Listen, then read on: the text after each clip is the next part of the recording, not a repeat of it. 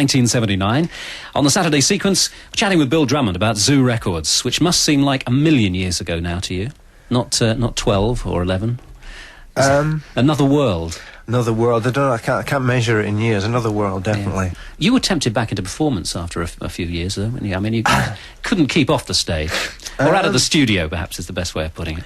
In a way, I remember the last Big in Japan date we did as a farewell concert at the at Eric's, and I was like, when I walked off stage, I thought, that's it, I never have to go back on stage. And I think that's the way I still feel, although occasionally I have gone back on. But in 1986, I decided to get out of the music business altogether, in the sense that I'd become involved in management and publishing and middle management within record companies and all that side of it. And I spent a fortune on this band, which I thought we could become a worldwide big selling act.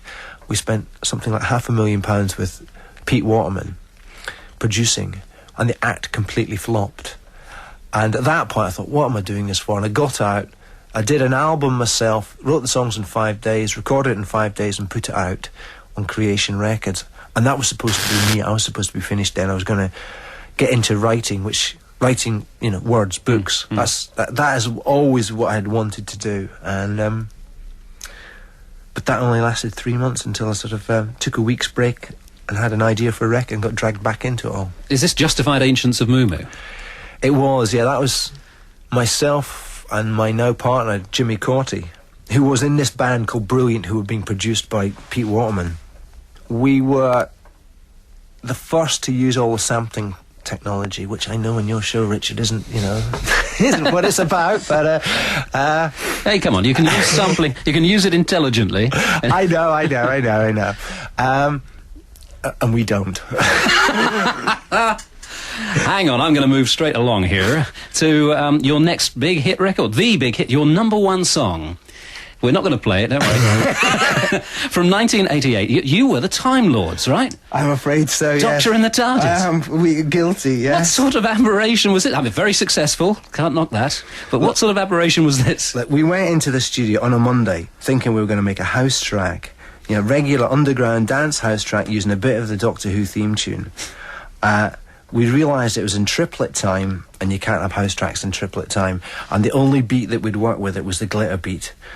By Tuesday evening, we realised we had a #1, and we just went totally for the lowest common denominator. Yeah. And we justified it all by saying to ourselves, well, we're celebrating a very British thing here, that type of British, something that, Timmy Mallet understands. And it became a #1 record. Can't be bad. KLF, a slightly different approach, I feel. Yeah, it's still Jimmy and myself. I mean, we're not a live act. And we try not to. Occasionally we get persuaded into doing live things. And we wanted to make something that was more pure dance music, without any reference points, without any sort of nod to the history of rock and roll.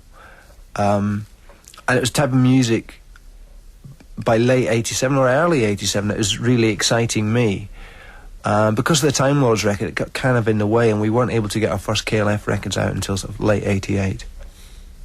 Which period, looking back over your now long and varied career, Bill, in the music business, which period was actually is perhaps the most fun?